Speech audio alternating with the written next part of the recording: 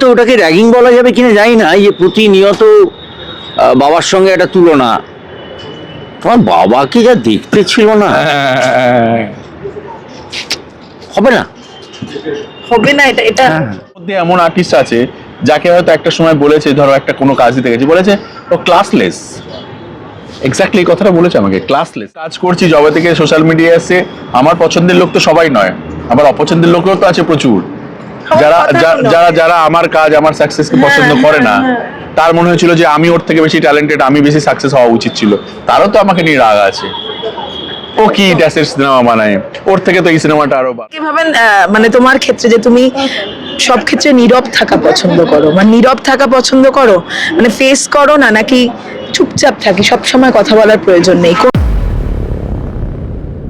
ফিরছি, আমার আবার মনে আছে চোখ দিয়ে জল বেরিয়ে গেছে, আমার এত কষ্ট হয়েছে, মানে হাঁটতে পারছি না, মানে বাসের মধ্যে উঠতে পারছি না, এরকম অবস্থা। তখন মনে মনে ভেবেছিলাম যে যদি একদিন এমন কেউ হতে পারি যেদিকে জুনিয়র্সরা আমার প্রায়োরিটিতে থাকবে এবং আমার বাড়িতে থাকবে।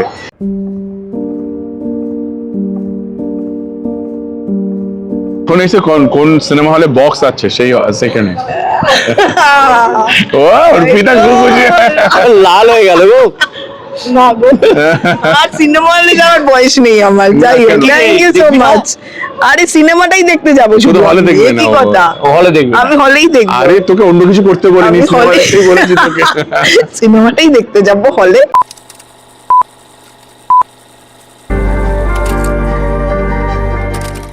সময় বদলাচ্ছে এবং সময় বদলানোর সঙ্গে সঙ্গে আমরা প্রত্যেকেই বদলাচ্ছে, আমাদের ভাবনাগুলো বদলাচ্ছে, প্রতিবাদের ধরন বদলাচ্ছে। যে কোনো ভুল জিনিসে অবশ্যই প্রতিবাদ হওয়া উচিত, কিন্তু প্রতিবাদের একটা সঠিক পথ থাকা দরকার, সেটা জানাটা খুব দরকার। না হলে যে কারণে প্রতিবাদ করছি সেটাই হয়তো বদলে যায়। ঠিক যে ঘটনা দেখাবে রাজ চক্রবর্তী পরিচালিত হোক কলরব, এবং এই মুহূর্তে আমাদের সঙ্গে রয়েছেন ক্ষুদিরাম চাকি, কি সিরিয়াস হয়ে রয়েছেন বুদা এবং রাজদা। অবশ্যই এই যে সুরিকলাটা কি পরিস্থিতির মধ্যে দিয়ে যাচ্ছে, এটা গম্ভীর সমস্যার মধ্যে দিয়ে। হ্যাঁ, তো আমি একটু গম্ভীর হওয়ার চেষ্টা করছি। আমি বললাম যে এটা তো সত্যি রাজদা, মানে যেটা আমার ট্রেলারটা দেখেও মনে হয়েছে যে প্রতিবাদ হওয়া উচিত, কিন্তু প্রতিবাদের পথটা বোধহয় সবসময় ঠিক হয় না, এটা আমরা বুঝতে পারি। সেই কারণে অনেক সময় মিসলিডেড হয়ে যায় যারা প্রতিবাদ করছেন, বা অন্যদিকে চালিত হয়। সেটা বোধহয় খানিকটা এই ছবির গল্পটা বলে।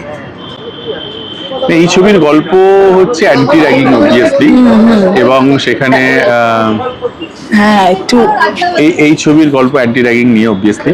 সেখানে আমরা ছোটবেলা থেকে একটা জিনিসই আমি শুনে আসছি, যে ছেলেমেয়েরা কোনো ইউনিভার্সিটিতে পড়তে গেছে বা ইঞ্জিনিয়ারিং পড়তে গেছে বা কোথাও মেডিকেল পড়তে গেছে, সর্বত্র র্যাগিং হতে হয়েছে আর কি, জুনিয়রদেরকে সিনিয়রদের কাছে।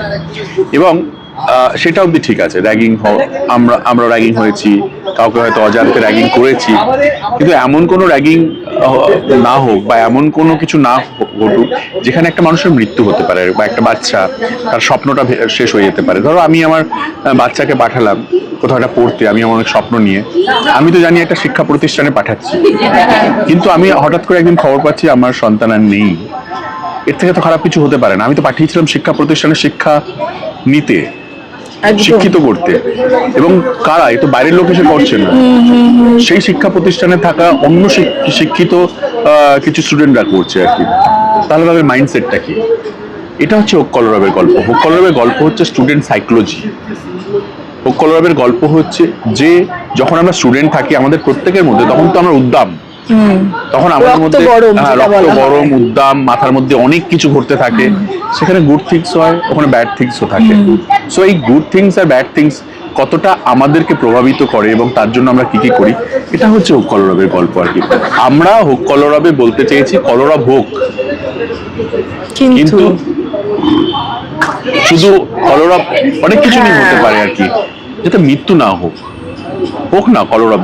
কেন কেন যারা যারা যারা র্যাগিং হয়ে মারা যাচ্ছে তাদের হয়ে কেন কলরব হবে না? কেন স্টুডেন্টরা কথা বলবে না? এক্ষুনি অপদার সঙ্গে কথা হচ্ছিল, আমরা দেখছিলাম যে সোশ্যাল মিডিয়াতে একজন বাবা তার বাচ্চাকে র্যাগিং করে মেরে ফেলেছে, সে দিনের পর দিন একটাই কথা বলছে যে কেউ একটা কথা বলছেন না, কেউ একটু উচ্চবাচ্য রোজ ভিডিও করছে। কোথায় মানুষ শুয়ে আছে, ঘুমিয়ে আছে, তখন মানুষ গিয়ে সোশ্যাল মিডিয়াতে একটা মেয়ে কোন জামা পরেছে, একটি মেয়ে কোথায় দাঁড়িয়ে আছে, একটা ছেলে মেয়ে কোথায় দাঁড়িয়ে চুমু খেয়েছে, কোথায় একটা লোক একটা ভুল কথা বলে ফেলেছে, তাকে নিয়ে আমরা ট্রোল করে মিম বানিয়ে করে ফেলছি। কিন্তু যখনই একটি র্যাগিং এর কথা হচ্ছে, একটি বাচ্চাকে মেরে ফেলা হয়েছে র্যাগ করে, তখন কিন্তু আমরা সবাই চুপ, তখন কোনো কথা হচ্ছে না, কোনো কথা হচ্ছে না। কেন কথা হচ্ছে না? সো আমাদের কলরবটা তাদের এগেনস্টে হোক। এবং সবাই প্রচুর আমাদের কমেন্ট সেকশনে এসছে, যেখানে লিখেছে যে তার প্রত্যেকের এক্সপিরিয়েন্স লিখেছে কিভাবে তার জীবনটা গেছে। হয়তো সে অনেক বড় কেউ হতে পারতো, ভয়ের চোটে পড়াশোনা ছেড়ে দিয়ে সে বাড়িতে চলে এসে মুদিখানার দোকান খুলেছে, তার একটা বড় কেউ হওয়ার কথা ছিল। সো কলরব এখানেও হোক, একদম একদম। আমরা এটা এই কলরবের কথা বলেছি। তুমি যার তুলনা দিলে সেটা হচ্ছে রাজুল বলে একটি ছেলে, আমরা জানি, ওর বাবা কলেজ মনে হয় দেখিয়েছো। হ্যাঁ পুলিশে হ্যাঁ ছিল, হ্যাঁ হ্যাঁ, এবং তোমরা কলেজে দেখিয়েছো, কিন্তু এটা কি ভয় পাওয়ায় যে স্কুলে, সব জায়গায় হতো। স্কুল সবচেয়ে বেশি ইনোসেন্স, মানে ইনোসেন্সটা বাচ্চাদের মানুষের মধ্যে যখন থাকে সেটা হচ্ছে শৈশবে, সেখানেও এই জিনিসটা পৌঁছে যাচ্ছে। এটা কি কোথাও ভয় লাগায়? অপুদা বা রাজদা দুজনকেই বলছে, যেহেতু ইউবানি আলিনী বড় হচ্ছে, যদিও অপুদা সেই স্টেজটা পেরিয়ে এসছো, স্কুলে র্যাগিং হয়ে একটা বাচ্চাকে সুইসাইড করতে হচ্ছে, অদ্ভুত মানে র্যাগড হয়ে আর কি।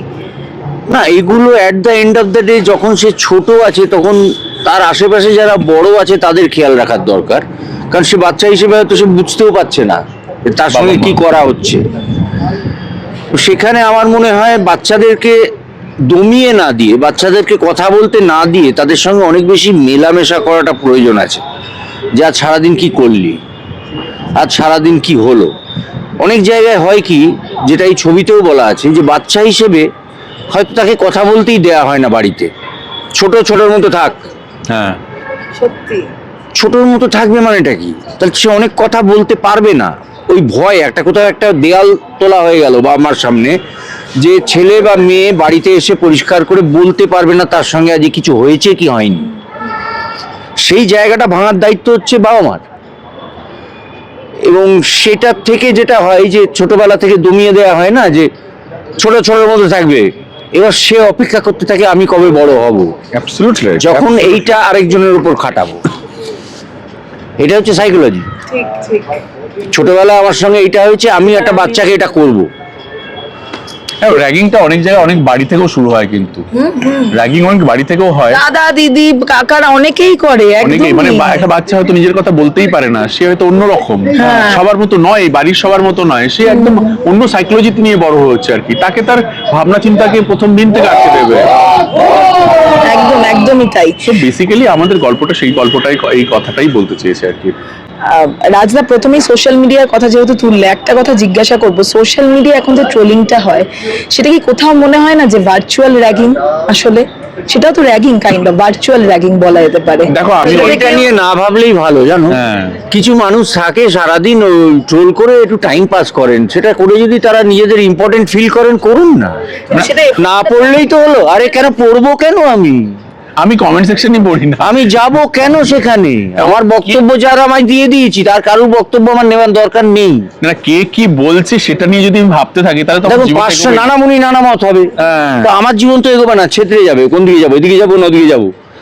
আর সবাই কিছু বলতে চায়, হ্যাঁ, বলুক না, তুমি না নিলেই হলো ওটার মধ্যে।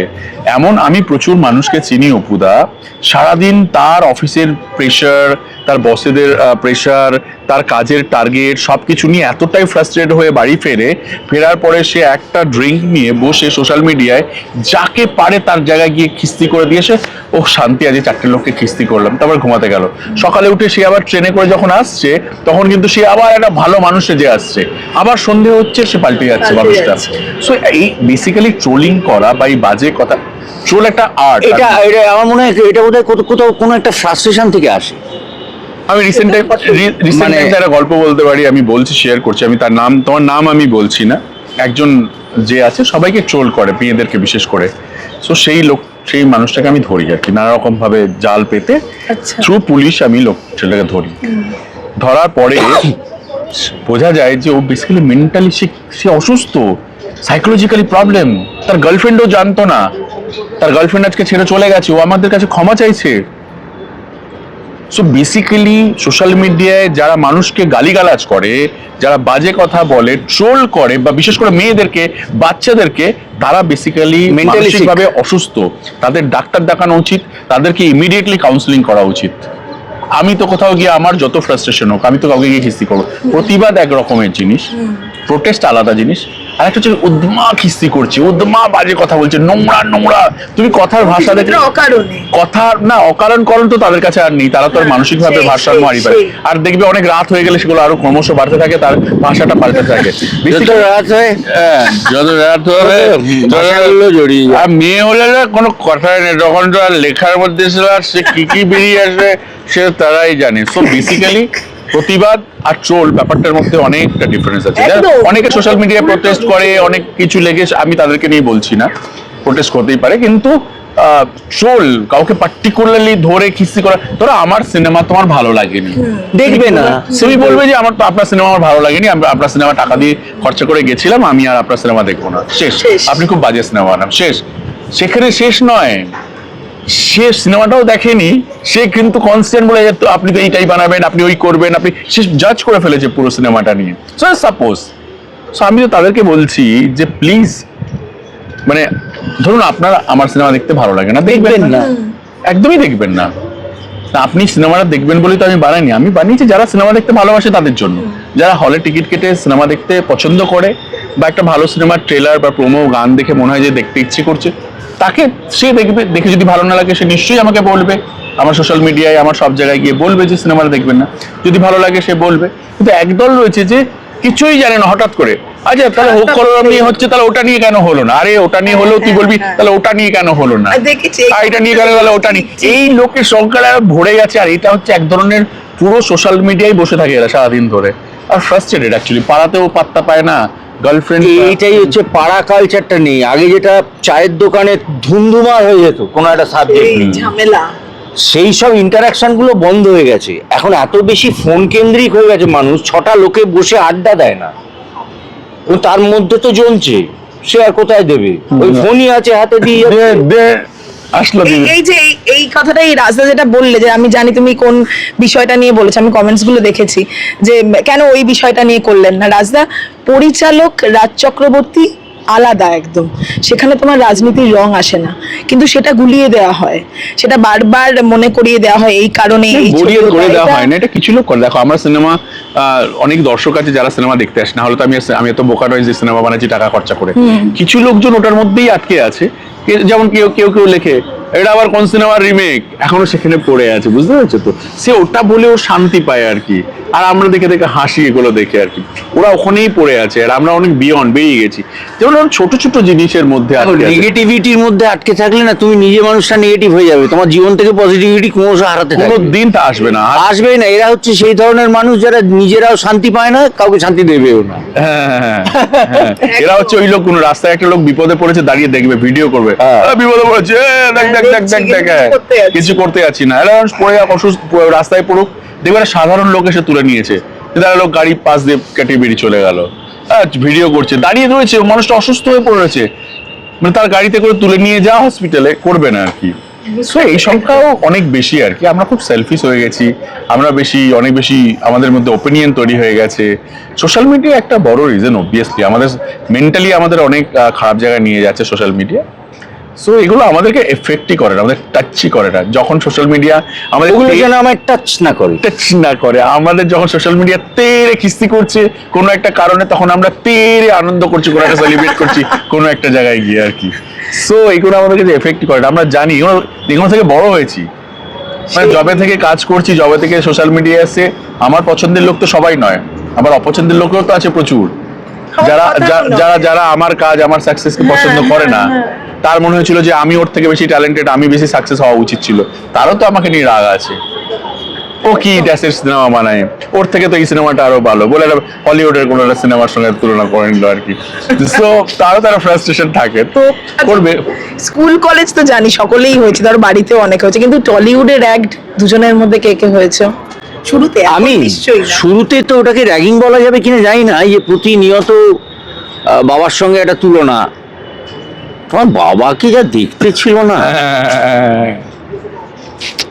হবে না, হবে না এটা এটা একজন সিনিয়র অ্যাক্টর, আমার মনে আছে একটা হিন্দি কাজ, তখন একটা সিরিজ করেছিলাম, একজন সিনিয়র অ্যাক্টর আমায় বলেছিল, শুভেন্দুদার ছেলে, এই সিনে আমি তো তোমাকে খাবো।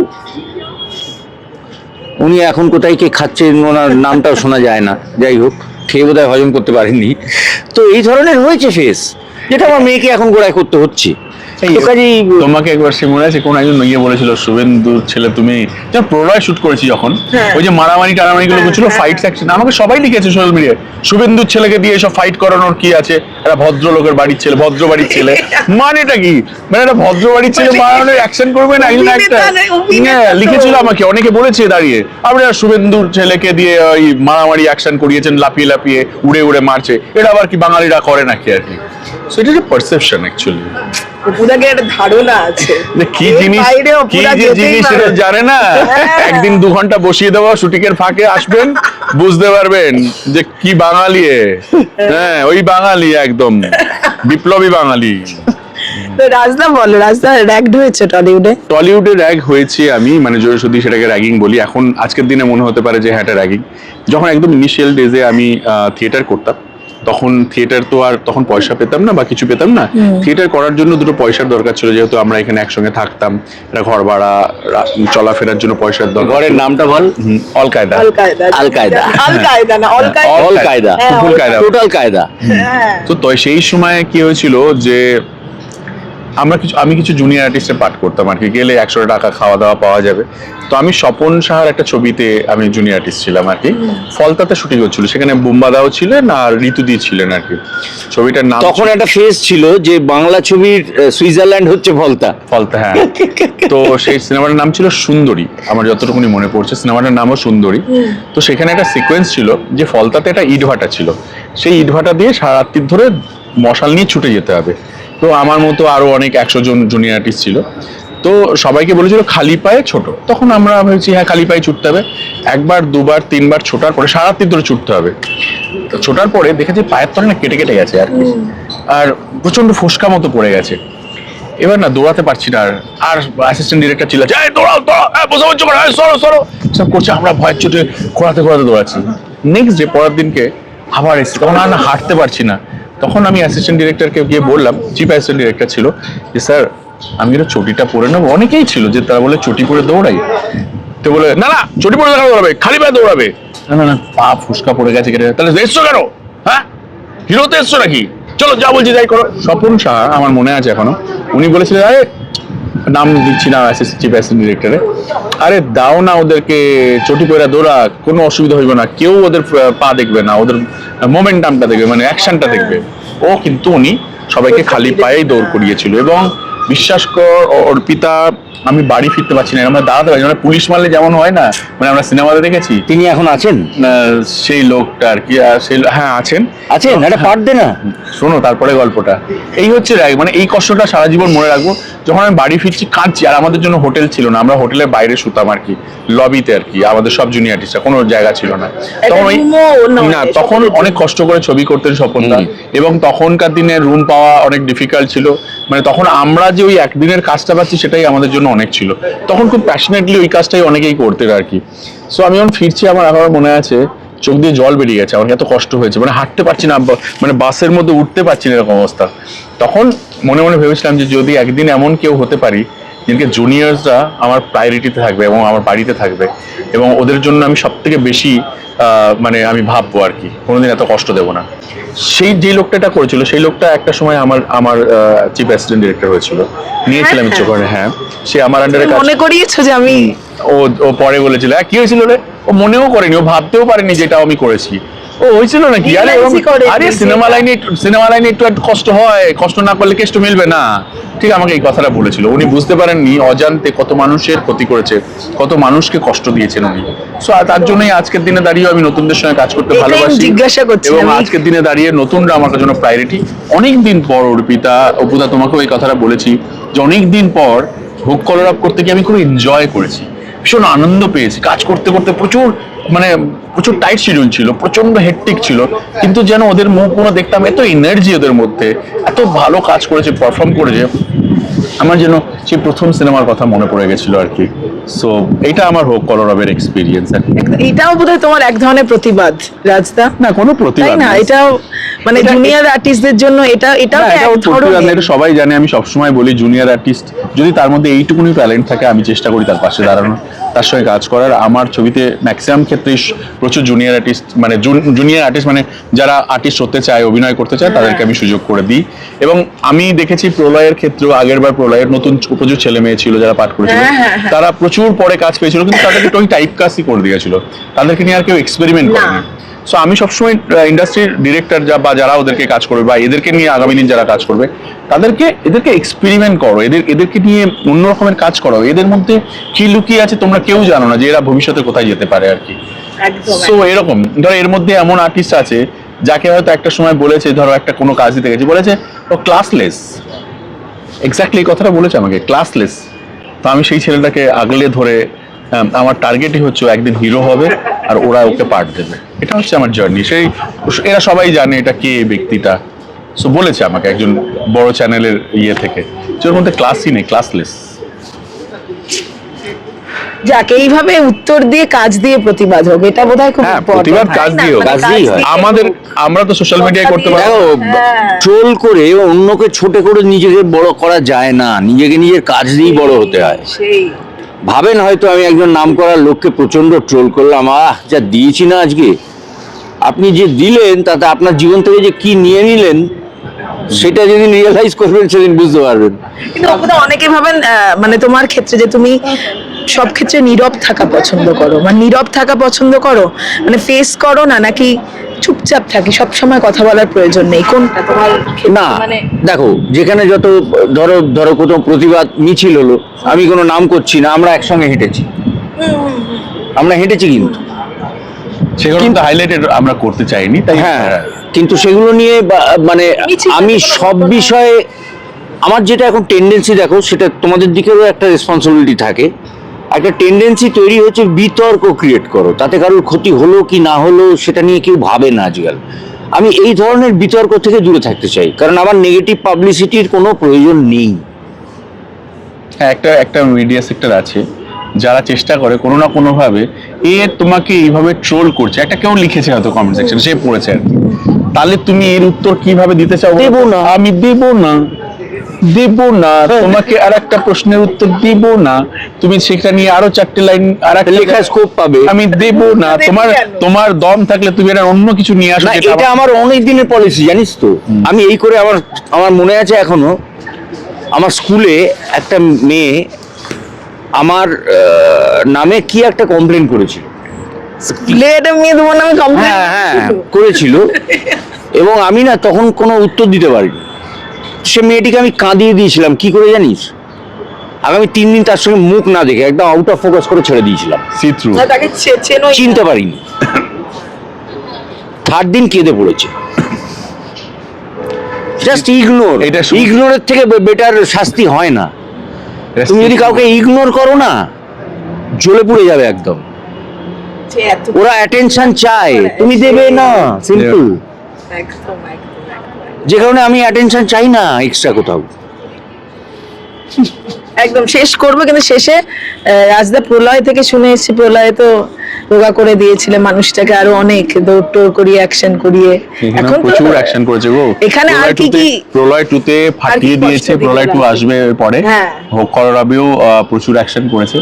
এই লোকটাকে আমি পেলে আমি আর ইম্প্রোভাইজেশন তৈরি হয় ইনস্ট্যান্ট। আর এই আমাকে বলে দুটো পাতা নিয়ে আয় না, একটু ডায়লগ বলে দিই, 4টে ফাইট কমা না, ফার্স্ট ফাইট দেখো আবার এনেছিস ওকে তুই, আবার আমাকে দৌড়া। কিন্তু কি ফার্স্ট লার্নার ও, কিন্তু এরকম মানে বারংবার প্র্যাকটিস করা যাচ্ছে না, ও দেখবে চলো।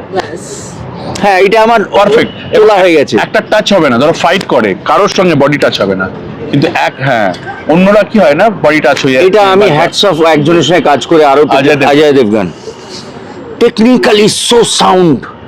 মানে আমাকে মারছে, আমি বুঝতে পারছি না, सर आपने रिएक्ट नहीं किया, अरे भाई मारो यार, पीछे से मार रहे हो, टच करो। नहीं सर अब मैं साउंड करूं, नहीं नहीं नहीं टच करो, টাচই করে না। না অ্যাকচুয়ালি এটা he is technically so sound। সিনেমার প্রফেশনে শুটিং। দেখো অভিনয় জিনিসটা হচ্ছে, এটা আমরা তো বোকা বানাচ্ছি লোককে, আমার কাজই হচ্ছে লোককে বোকা বানানো, যা নয় তাই দেখাচ্ছি। তো তাতে অ্যাক্টিং লাগে, সত্যি সত্যি রিয়ালিটি লাগে না। আজকে যদি কেউ বলে থাকে যে আমি একটি ভিখারি রোল করছি বলে এক মাস এক ভিখারি ফ্যামিলিতে ছিলাম, তাহলে আমি ডাক্তারের রোল করতে গেলে আমি MBBS পাস করতে হবে? কি জ্বালা। একদম। যাই হোক, থ্যাংক ইউ সো মাচ। ঠিক আছে, ইন্টারভিউটা রাস্তা বাবা এটা দিয়ে শেষ করছো? একটু জিজ্ঞাসা করি রাজদাকে, ঠিক আছে? ন্যাকামিটা কি একটু কম হয়েছে? না, পড়াশোনা খাবে পরে খেত। আমার এখানে তো যারা ইন্টারভিউ নিতে আসে পরে গিয়ে খুব বকা খায় আর কি, কি পড়েছে সেটা ভালো জেনেছে, হ্যাঁ কি না না, ঠিক আছে। তাই এটা তো। ভালো ভালো দেখে সিনিয়ররা বকবে না কি, নাহলে আমরা কি সবাই করছি? মানে সবাইকে কি আছে দেখে আগে কি হতো, ওরা চলে যেত এখান থেকে এখানে, এখান থেকে এখানে, ট্রেলারটাও দেখেনি হয়তো ছবিটা সম্পর্কে, তাহলে একটু আমি বলো। কখনো আমি তোর কথা ট্রেলার বলিনি, আমি এরা বলেছি আচ্ছা। সারাক্ষণ ধরে। আরে আমাকে বোমকেশ দেখতে এসছে, সিরিয়াসলি জিজ্ঞেস বল। হ্যাঁ। বোমকেশ দেখতে এসছে কি? কেউ একজন, হ্যাঁ। মানে আমি নাম বলবো না, আমি হ্যাঁ। এই ছবিতে তোমার চরিত্র সম্বন্ধে একটু বলো। এইটা ব্যাকচাপ করতো এমন দিয়ে- মানে আমি বললাম দেখ, যারা ব্যোমকেশ দেখতে এসছে না তারা ব্যোমকেশটা পড়েই দেখতে এসছে, তারা জানে অজিত কি, চরিত্রে বলার দরকার নেই। আমি খুব বকাবকি করতাম ওদেরকে, পরে ক্যামেরা কাটার পরে একটু প্রিপেয়ার হয়ে আসবি। এখন ওরা অবশ্য সিনিয়র হয়ে গেছে, সবাই এখন অনেক বেটার, অনেক ভালো একটু প্রিপারেশন নিয়ে আসে। আগে তো কিচ্ছু জানতো না, এই অফিস বলে যে চলে যাও ওখানে এটা হচ্ছে, হ্যাঁ তাহলে এটা কি হচ্ছে বলুন তো, এইটা প্রথম প্রশ্ন। এই না, রাজদা একটা কথা বললে ভালো, এই যে বকাটাও অনেকে কিন্তু এখন র্যাগিং হিসেবে নেয়, এটাও কিন্তু একটা জায়গায় চলে গেছে যে কেউ বকছে সেটা, এইটা কিভাবে দেখো না, কেউ বকা মানে সিনিয়রকে বকে আমরা বড় হয়েছে যে তুমি বকি আমি না, আমি আর বকতেই বকি না পারো, কাউকে। কিন্তু এইটাও এখন হ্যাঁ, আমি একটা কথা বলি, আমি যখন থিয়েটার করতে যাই, সব্যসাচী চক্রবর্তী তখন টেলিভিশনের নাম্বার 1 স্টার, জোছন দস্তিদার আমার সামনে গাঁটটা মেরেছে বেনুদাকে, বেনুদা চুপ করে নিয়েছে, শুনেছে। এই গুরু শিষ্য রিলেশনটা আজকালকার দিনে লোকে বুঝতে পারবে না, না কোনটা আজকালকার দিনে বুঝতে কোনটা পারবে না। বকা আর কোনটা র্যাগিং এটা বোঝার যদি ক্ষমতা হ্যাঁ, না থাকে, কোনটা ভালোবেসে বলা। না তাহলে তুমি সারা জীবন র্যাগিংই হবে, কিছু করার নেই। তুমি যদি না বুঝতে পারো কোনটা বকা আর কোনটা র্যাগিং, সেটা যদি না বোঝে কেউ, সে বুঝবে তার ব্যাপারে। শাসনেও একটা ফাইন লাইন থাকা প্রয়োজন, এটাও সত্যি, এবং এই বোঝাটাও দরকার। যাই হোক, শেষ করছি। শেষে এবার সরস্বতী পুজোয় প্রতিবাদ, ভালোবাসা, প্রেম, বন্ধুত্ব সব ওই তো একই দিনে হচ্ছে, কারণ দেখো নেতাজির জন্মদিন, কলরব, একদম হ্যাঁ হোক, আর এদিকে সরস্বতী পুজো, কলেজ স্টুডেন্টসদের নিয়ে কাজ, দুটো মিশে গেছে, মিলেমিশে এক হয়ে গেছে। একদম রাস্তা। একদমই তাই। 23শে জানুয়ারি আসছে, হোক কলরব, ছুটির দিন, সবার সিনেমা দেখারই দিন, অবশ্যই হলে গিয়ে সিনেমা দেখুন, হোক কলরব। আর যেহেতু সরস্বতী পুজো, ওনাকেও সঙ্গে নিয়ে যাবেন। হ্যাঁ, একটু প্রেমটাও করতে বলো রাজা, এরকম হয়ে প্রেমের ছবি করতে না, একটু প্রেম করতে বলবে না? প্রেম সবাই করবে। 23 তারিখে কি করবে? সরস্বতী পুজোর দিনকে তোর কি মনে প্রেমও হচ্ছে করবে, সিনেমা দেখবে। রাস্তায় দেখবি তুই? Thank you. আমাদের সময় যেটা হতো, দিন তো কোনার দুটো সিট, ও হ্যাঁ কোনার দুটো সিট, কোনার সিট সব ভর্তি হয়ে গেছে। কি বলছেন কি, মেয়ে আছে সঙ্গে, উল্টে দাবড়াচ্ছে। সে টিকিট কাউন্টারের লোকটা যেন দোষ, ও মেয়ে নিয়ে এসছে, ওকে কোনার সিট দিতে পারি। তখন শুরু হতো না, এখনো হয়। এটা কি বলছো? না এখন এসে কোন সিনেমা হলে বক্স আছে সেই সেখানে ও অর্পিতা খুব খুশি। লাল হয়ে গেল গো। না গো, আর সিনেমা হলে যাওয়ার বয়স নেই আমার। যাই হোক, থ্যাংক ইউ সো মাচ। আরে সিনেমাটাই দেখতে যাবো শুধু, শুধু হলে দেখবে এই না কি ও? কথা? হলে দেখবে, আমি হলেই দেখবো। আরে তোকে অন্য কিছু করতে বলিনি, আমি সিনেমা হলে- দেখতেই বলেছি তোকে। সিনেমাটাই দেখতে যাবো হলে। ও আপনারাও অবশ্যই অর্পিতা কত সিনেমা বড় হলে। হয়ে গেল, হ্যাঁ অর্পিতা এইটুকুনি এসেছিস, এইটুকুনি নাকি আমি এসেছিলাম? সিটি কেবলে কাজ ইয়ে করতিস, এইটুকুনি তোরা সব এসেছিস এইটুকুনি। হ্যাঁ বড় হচ্ছি সবাই। যাই হোক, সিনেমা হলে গিয়ে 23 তারিখ অবশ্যই হোক কলরব দেখুন, তাই তো? 23 তারিখ থেকে দেখুন, 23 তারিখ থেকে। 24 থেকে দেখবেন না এমন কোনো কথা আমরা বলছি না। 23 থেকে চলতে থাকুক কলরব। হোক কলরব। Thank you, thank you.